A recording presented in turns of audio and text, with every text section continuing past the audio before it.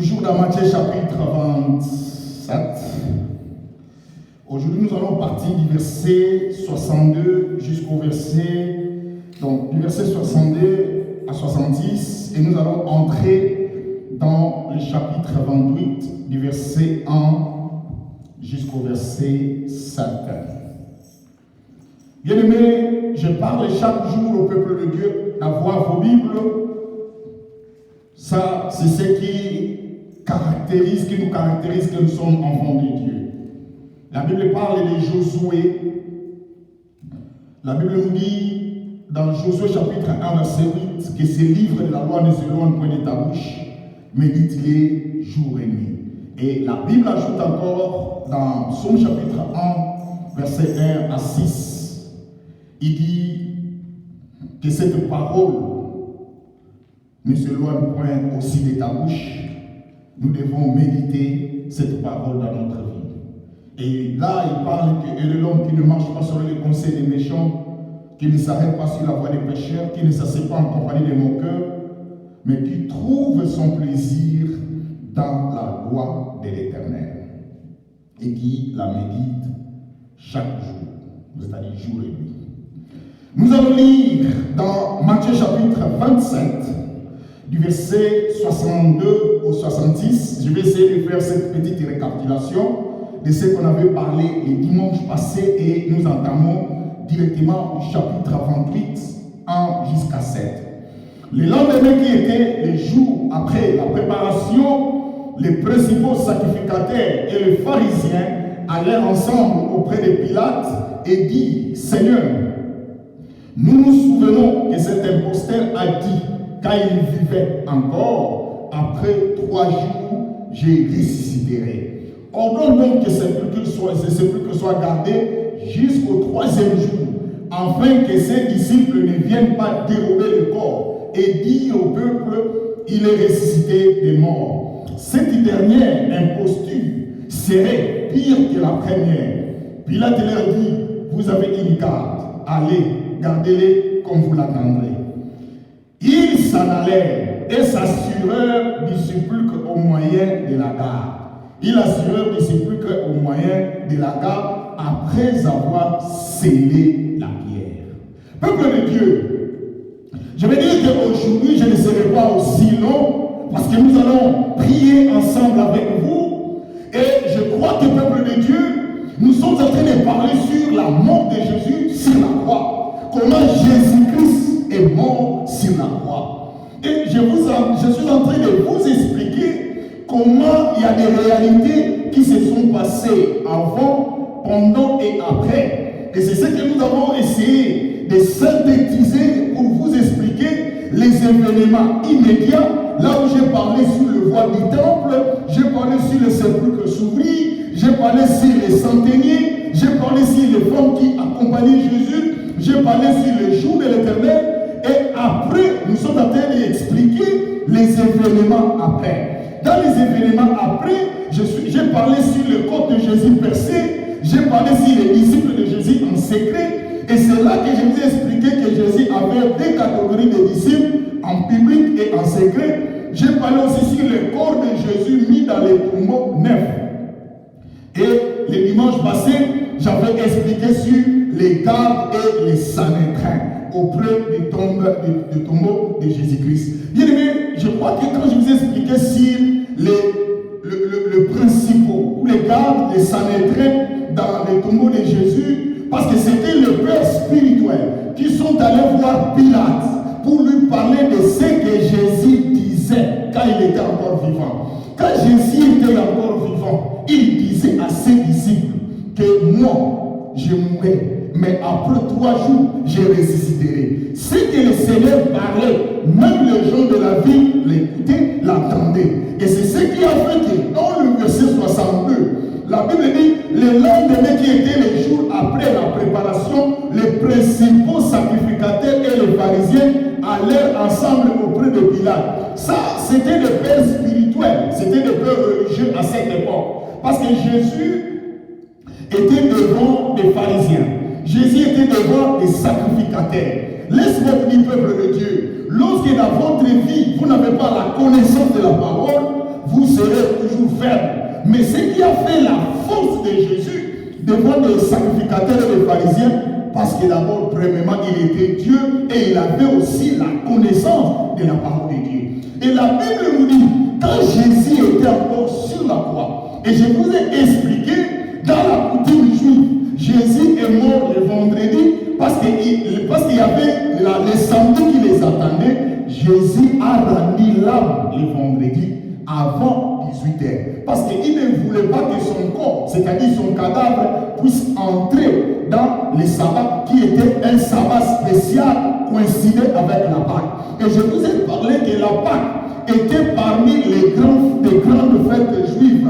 Les Juifs avaient des grandes fêtes. Et parmi les grandes fêtes, la Pâque fait partie.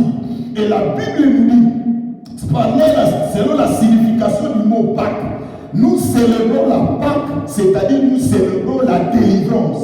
Nous célébrons la mort et la résurrection de Jésus. Israël a célébré la Pâque dans l'Ancien Testament, la Pâque avec S. Et plutôt la Pâque sans S. C'était la Pâque dans l'Ancien Testament où Israël était des esclaves en Égypte.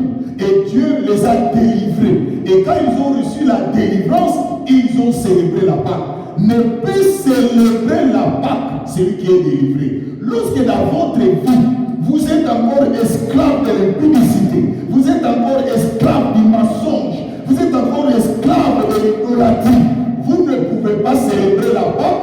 On ne célèbre que la Pâque une personne qui est libre, une personne qui est libérée, délivrée. Et la Bible nous dit, quand Jésus-Christ est mort, parce que c'était le vendredi et le samedi c'était la Pâque. Or, les chefs spirituels, en lieu de place d'aller préparer la Pâque, d'aller célébrer la Pâque, eux, ils sont allés voir Pilate pour lui dire, nous nous souvenons que cet imposteur avait dit qu'il mourrait, après 3 jours, il va ressusciter. Laisse-moi te dire, maman, quand quelqu'un a de mauvaises foi dans ta vie ou contre toi, quand quelqu'un est contre toi, il peut raisonner autrement, seulement pour te faire du mal. Regardez, Jésus va nous dire, je n'ai jamais entendu l'histoire de quelqu'un qui est mort, que ses disciples viendront prendre ou dérober son corps pour qu'il ressuscite. Ça n'existe pas. Mais à cause de la haine, à cause de la jalousie qui les animait, maman, ma soeur, mon frère, papa, je vais vous dire une chose. Laisse-moi te dire, là, il y a d'autres personnes dans la vie, ils n'ont pas demandé de devenir mauvaises ou d'avoir la mauvaise foi. Ce n'est que le diable qui les a donné le don. Vous savez, dans la vie, lorsque nous prions le Seigneur, Dieu nous donne les dons. Il y a d'autres personnes qui le don de la prophétie, il y a d'autres le don de la parole, il y a d'autres le don de l'évangélisation, il y a d'autres le don de la prophétie, c'est ce que j'ai dit. Parce qu'il y a une différence qui existe entre ministère prophétique et le don prophétique.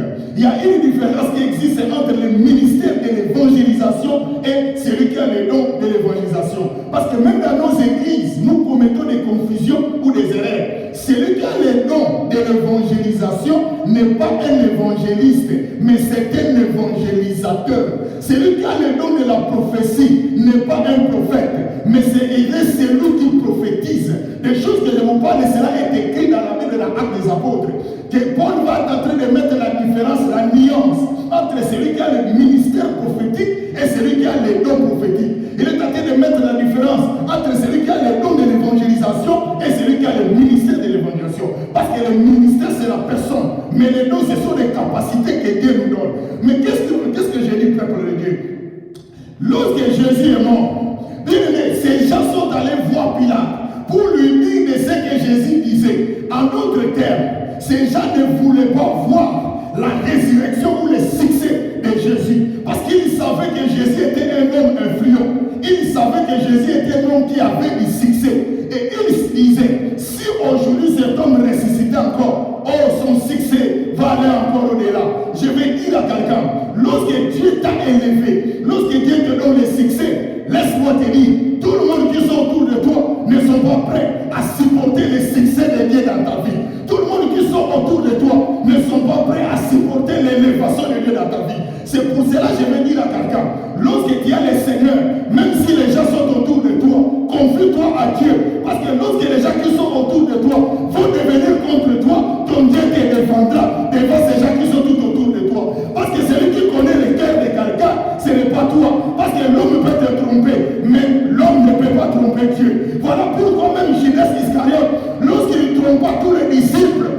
fait ça comme un disciple, mais le Seigneur savait qui était Judas Iscariote. C'est pour cela un jour Jésus a dit, dans Jean chapitre 6, verset 7, il dit, parmi vous, l'un de vous est un démon. Quand il utilisait le mot démon, parce que le Seigneur parlait l'araméen, et la Bible était traduite en grec. Or, mot démon veut dire accusateur, mot démon veut dire traître. C'est pour cela que vous allez voir que Judas était un traître. Peuple de Dieu. Maintenant, qu'est-ce que ces gens disent? Nous savons que cet homme va ressusciter. Mais nous devons l'empêcher qu'il ne ressuscita pas. Et je vous ai parlé le dimanche passé. Jésus est mort. Jésus n'en veut plus la vie, humainement parlant. Mais la Bible nous dit il y a des gens qui sont en train de se comploter contre lui. Oh peuple de Dieu, nous ne sommes pas épargnés sur cette terre. Je vous ai dit, personne n'est épargné. Même moi qui vous prêche, je ne suis pas épargné. Même toi qui m'écoutes, tu n'es pas épargné. Même toi qui me suis à la télévision, tu n'es pas épargné. Je me dis à quelqu'un, nous avons besoin de Dieu. Parce que Jésus lui-même a dit un jour, ce qu'on a fait au bois vert, qu'arrivera-t-il au bois sec? Si on a fait ces choses en moi, qui est Dieu, à plus forte raison, vous qui êtes des humains, qu'arrivera-t-il à votre vie? Ma soeur, mon frère, Jésus est mort, mais les gens sont allés se comploter contre la mort. Les gens sont allés parler du mal de la mort. Et c'est ce que nous vivons. Pendant les deuils, la personne n'est pas encore enterrée, mais il y a des gens qui commencent à parler du mal du cadavre. C'est ce que nous vivons sur cette terre. Il peut parler en bien comme en mal, en vrai comme en faux. Mais la Bible nous dit, ces gens ont demandé à Pilate. Il dit, Pilate, nous avons besoin de garder cet homme qui ne ressuscita pas. Bien aimé, Jésus était vivant. Jésus a fait des miracles. Personne ne lui a donné les gardes. Personne ne lui a donné quelqu'un pour le sécuriser. Mais à cause de sa résurrection, on va lui donner des gardes. Ma soeur, mon frère, lorsque Pilate leur donna la réponse, il dit, allez les garder, comme vous l'entendrez. La Bible nous dit, ils s'en allèrent et s'assurèrent disciples qu'au moyen de la garde, après avoir scellé la pierre, ils ont scellé la pierre. Quand ils ont rentré, ils se sont dit, nous sommes sûrs. D'abord, la pierre est scellée, parce que selon l'histoire, la pierre qu'on a roulée pour fermer la porte de Jésus, cette pierre pesait 900 kilos. Donc, humainement parlant, un homme ne peut pas rouler cette pierre pour que Jésus puisse sortir. La pierre pesait 900 kilos. Ils ont mis devant la tombe de Jésus. Mais regardez les choses qui vont se passer. Oh Dieu merveilleux, Jésus est mort. On ne parle plus de Jésus. Mais Jésus est mort. Pour Jésus, c'est fini. Il a accompli sa mission. Quand il était sur la croix, il a dit, Père, je remets mon esprit. Cela veut dire, Père, j'ai fini mon travail. J'ai fini le travail de sauver l'humanité. Ma soeur, Dieu nous a sauvés. Aujourd'hui, il y a beaucoup de gens qui ne réalisent pas la mort de Jésus sur la croix. Personne ne peut mourir à ta place. Un jour, je vais vous expliquer comment Jésus, quand il était sur la croix, les 7 paroles de Jésus, ce qu'il disait. Ma soeur, même un jour, si vous prenez votre main, vous essayez de faire cet exercice, de voir un peu l'épaisseur, la grandeur de votre main. Mais regardez Jésus, on a mis le clou sur la personne de Jésus. Ce n'était pas de la mise en scène. Et quand on a cloué Jésus, Jésus est mort avec 2 clous en main et un seul clou dans les pieds. On a rassemblé les 2 pieds pour mettre le clou. Peuple de Dieu, ce n'est pas ce que nous voyons dans d'autres films où on nous montre comment Jésus est mort. Et là-bas, dans les films, on nous montre que Jésus avait comme un sous-vêtement de l'Antiquité. Mais Jésus n'avait pas les sous-vêtements. Il est mort nu. Il est mort nu. Jésus est mort avec l'humiliation. On a humilié Jésus pour toi, pour moi. C'est pour cela que moi je pose la question. Quand les gens viennent à l'église, vous venez faire quoi? Pourquoi vous venez à l'église pour X, pour Y? Pourquoi? Jésus est mort pour toi. Si quelqu'un néglige la valeur de la mort dans sa vie, mais toi ne néglige pas, parce que quelqu'un t'a sauvé. La Bible nous dit, celui qui a le Fils a la vie. Mais celui qui n'a pas le Fils n'a pas la vie. Et vous savez maintenant pourquoi les pharisiens, pourquoi les sacrificateurs sont allés voir Pilate. Parce que c'était des gens qui connaissaient la parole. Dans l'Ancien Testament, l'an 1000 avant Jésus, dans Psaume chapitre 16, verset 10. Dans Psaume chapitre 16, verset 10. 1000 ans avant Jésus, il y avait déjà une prédiction qui avait parlé de la résurrection de Jésus. Nous allons lire ensemble avec vous. Donc, ces gens connaissaient la parole de Dieu. Ces gens connaissaient la valeur de la parole de Dieu. Ma soeur, accrochons-nous à la parole de Dieu. Regardez ce que la Bible nous dit. Dans Psaume chapitre 16, verset 10, je vais lire. Car tu ne livreras pas mon âme au séjour des morts. Tu ne permettras pas que ton bien-aimé voie la corruption. Il connaissait cette prophétie. C'était la prophétie qui parlait de Jésus. Que Dieu ne permettra pas que Jésus, quand il va mourir, qu'il reste dans la tombe pour que les gens voient la corruption de son corps. C'est-à-dire, Dieu va les ressusciter. Ma soeur, nous avons écouté une chanson. La soeur chante en anglais. Il parle, il is alive. Il est en vie. Regardez maintenant, nous rentrons. Comme ces gens connaissaient la parole de Dieu, comme ces gens connaissaient la Bible, ils savaient que Dieu va les faire ressusciter. Mais il faut le faire en péché pour que la résurrection ne soit pas effective, pour que la résurrection ne soit pas réelle. Oh peuple de Dieu, la résurrection c'est le signe de la victoire. La résurrection c'est le signe de la gloire de Dieu. Ma soeur, mon frère, nous qui sommes des chrétiens, je vais dire à quelqu'un, comme celui que nous servons, il n'est plus au tombeau, il est ressuscité. La Bible nous dit, Dieu ramènera par Jésus-Christ tous ceux qui sont morts. Nous allons lire ces versets ensemble après avec vous. Mais rentrons dans Matthieu chapitre 28. Regardez Matthieu chapitre 28. Ils ont mis le garde pour empêcher Jésus. Et je vous ai dit, la pierre pesait 900 kilos. Personne ne peut rouler la pierre.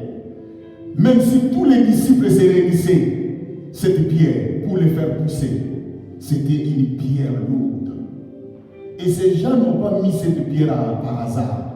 Ils ont mis cela pour empêcher la résurrection de Jésus. Est-ce que vous voyez comment celui que nous servons, on est en train de le combattre? On combat la mort. Ma sœur, on est en train de combattre la mort de Jésus. Moi, ça m'étonne, lorsque tu es vivant, tu parles que pasteur, les gens me combattent. Les gens ne veulent pas de moi. Les gens me critiquent. Ma sœur, laisse que les gens puissent te critiquer, mais toi, avance. Papa, laisse que les gens parlent de toi, que ce soit en vrai ou en faux, mais toi, avance. Dans la vie, les gens parleront toujours. Parce que celui que nous servons, il est mort, un cadavre. Mais les gens se sont complotés contre un cadavre. À plus forte raison, toi, qui es vivant. Je crois que un jour j'ai expliqué à l'église. Un sorcier qui vient t'attaquer, il te respecte. Plus que même la personne qui te critique vivant. Je vais vous expliquer. Quelqu'un qui parle du mal de toi, il n'a pas peur de toi, que tu es vivant, tu peux entendre ce qu'il parle contre toi. Mais un sorcier, qu'est-ce qu'il fait? Il attend, lorsqu'il dort, lorsqu'il est dans une position de faiblesse, c'est alors qu'il vient pour t'envoûter. Quelque part, si nous pensons de cette façon, lui au moins, il a du respect. Il te considère, il dit non, je ne peux pas l'attaquer pendant la journée. Il faut attendre qu'il soit faible. Parce que quand nous dormons, nous sommes dans une position de la faiblesse. Mais dans la Bible, Jésus est mort. Il n'est plus en vie. Ma sœur, je vais vous donner un conseil. Un jour, avant de donner un conseil, il y avait un frère qui priait avec nous. Ce frère est mort. Mais je me rappelle, ce frère m'avait remis quelque chose avant qu'il meure. Personne ne savait. Ni sa famille, ni ses frères, ni ses amis. Personne ne connaissait. La personne qui connaissait cela, c'était moi et lui. Après un temps, j'ai appris que ce frère est mort. Et je me rappelle, c'est moi qui ai prêché dans cette nuit-là. Et quand j'ai prêché, le matin, j'ai vu toute la famille se réunir. Et les gens commencent à poser des questions. Qui se rappelle que notre frère est mort? On lui doit quelque chose. Les gens n'avaient pas dit qui a quelque chose de notre frère qui vient de mourir. Mais eux, ils ont dit qui se rappelle que notre frère a quelque chose qu'il lui doit. Maintenant, il n'est plus en vie. Mais nous, sa famille, nous voulons maintenant remettre, payer ses dettes. Je me rappelle, il m'avait remis quelque chose.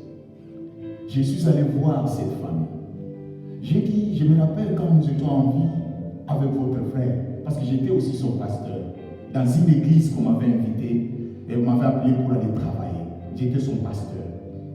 J'ai dit, je me rappelle, il m'avait remis quelque chose, mais je ne savais pas qu'il est mort maintenant. Dieu a pris sa vie.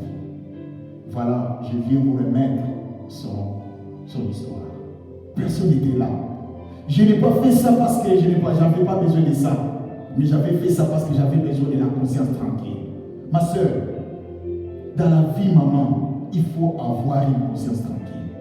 N'aimez pas dans votre vie que quelqu'un puisse plaider à votre vie, à votre nom. Maman, l'argent a un commencement, a une fin. Ce n'est pas pour l'argent que tu es prêt à faire du mal aux autres un jour tu te retrouves en enfer. Ce n'est pas pour la femme ou un homme. Des hommes sont là, d'autres femmes sont là. Nous aussi, nous avons connu des problèmes dans nos vies. Mais pourquoi tu es prêt à te faire du mal et à aller en enfer? Regardez, Jésus est mort, mais le matin, dans le verset 28, dans le chapitre 28, il dit après le sabbat, alors, du premier jour de la semaine, Marie de Magdala et l'autre Marie allaient voir le sépulcre. Et voici, il y a un grand tremblement de terre. Oh Seigneur, un ange, car un ange du Seigneur est descendu du ciel. Un ange du Seigneur est descendu du ciel. Est-ce que vous comprenez le mystère? Un ange du Seigneur. Or, dans la Bible, quand on parle de l'ange du Seigneur, c'est l'Éternel lui-même. On l'appelle l'ange de l'Éternel. Si vous regardez le psaume, la Bible dit l'ange de l'Éternel campe autour de ceux qui les craignent.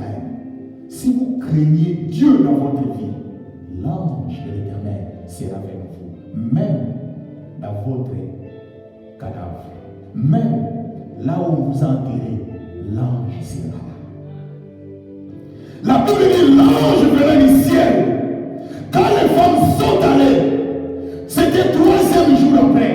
Les gens ont mis la pierre, la grande pierre pour empêcher la résurrection de Jésus.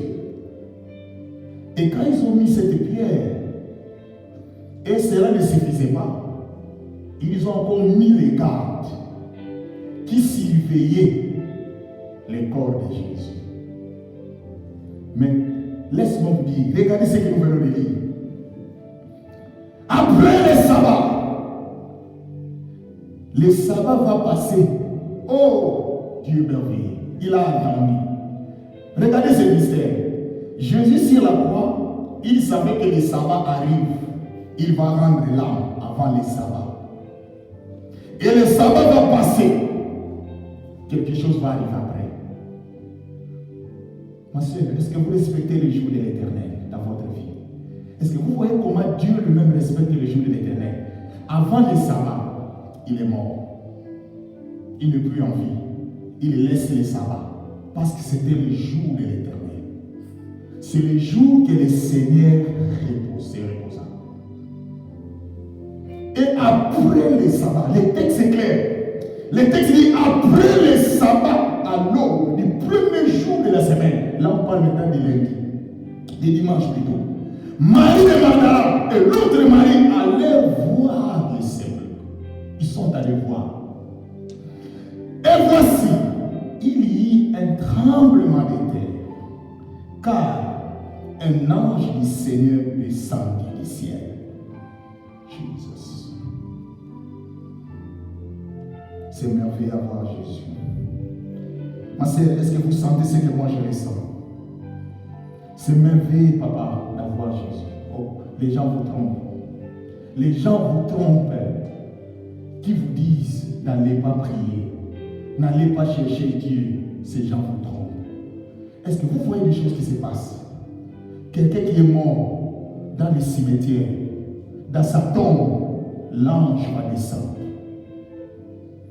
Est-ce que ce jour-là, seulement c'était Jésus qui est mort? Non. Rappelez-vous, Jésus est mort sur la croix avec combien de personnes? 3. Y compris lui-même, non? Non, lui avec d'autres personnes, non? Parce qu'on a brisé le corps des autres. Donc, cela veut dire que ce jour-là, il y avait aussi d'autres personnes qui sont mortes. Mais l'ange est venu seulement dans la tombe de Jésus. Je vais dire à quelqu'un, la façon dont il te donne à Dieu, la façon dont il valorise le Seigneur dans ta vie, c'est la façon dont Dieu mettra la différence dans ta vie. C'est la façon dont Dieu mettra la différence dans ton travail. C'est la façon dont Dieu va mettre la différence dans ton mariage. C'est la façon dont Dieu va mettre la différence dans ta santé. Parce que lui-même a dit, vous verrez de nouveau la grande différence entre ceux qui me servent dans la vérité et ceux qui ne me servent pas dans la vérité.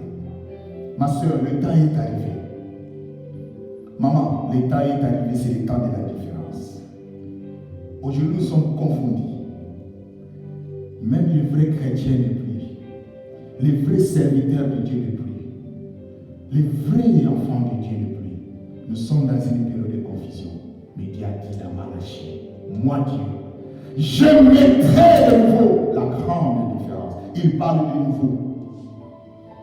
C'est pour cela aujourd'hui vous êtes appelés de voir même des serviteurs de Dieu qui ont fait des choses dans les secrets.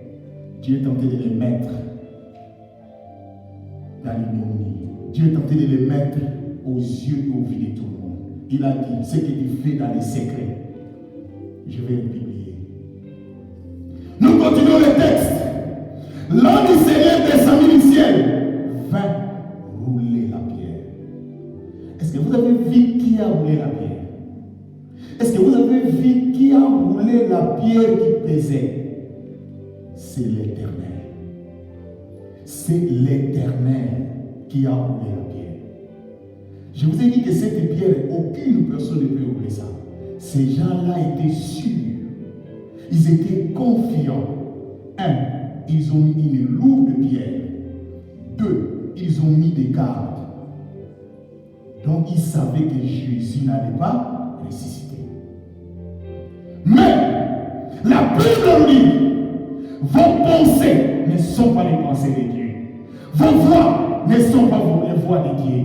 Ma sœur, là où l'intelligence des hommes pense que toi tu es limité, ton Dieu viendra, te mettra dans une position qui va confondre ceux qui pensaient que toi tu ne vas pas réussir, que toi tu ne vas pas te marier, que toi tu ne seras pas en bonne santé. Si ton Dieu le mettra dans une confusion. Regardez, l'ange roula la pierre et s'assit dessus. L'ange roula la pierre, s'assit dessus.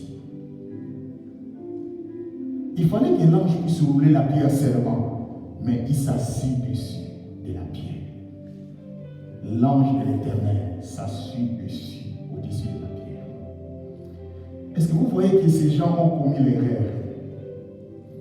Moi, je crois qu'il ne fallait pas qu'ils mettent la pierre dans la tombe de Jésus. Il ne fallait pas qu'ils couvrent la tombe de Jésus avec la pierre.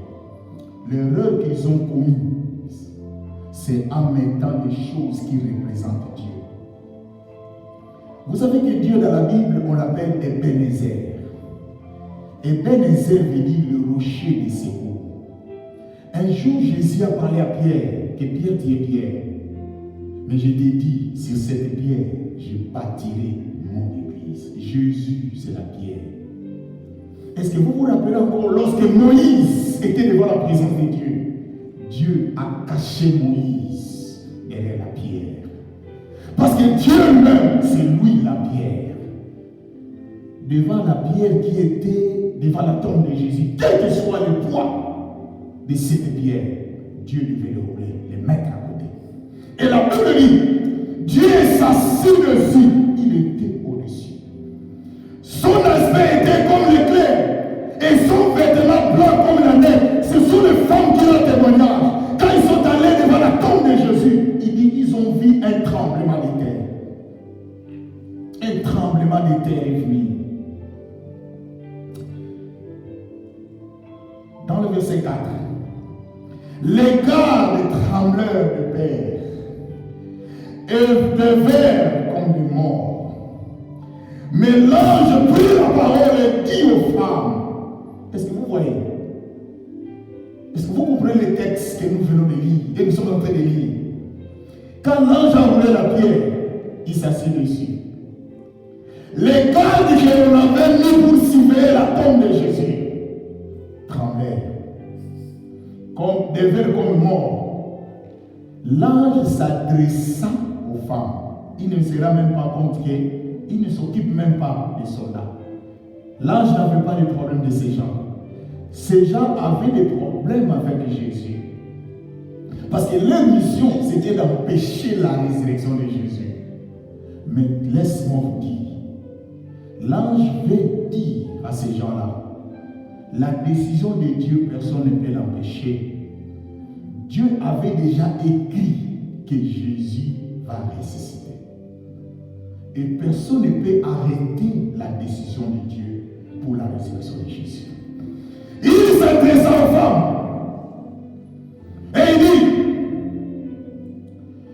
ne craignez pas, quand je sais que vous cherchez Jésus qui a été crucifié, Oh, si vous regardez dans les textes, ce n'était pas seulement les gardes qui craignaient, qui avaient eu peur, même les femmes. Mais quand l'ange a su dessus de la pierre, il s'adresse aux femmes. Pourquoi l'ange s'adresse aux femmes? Parce que ce sont les femmes qui sont venues chercher Jésus.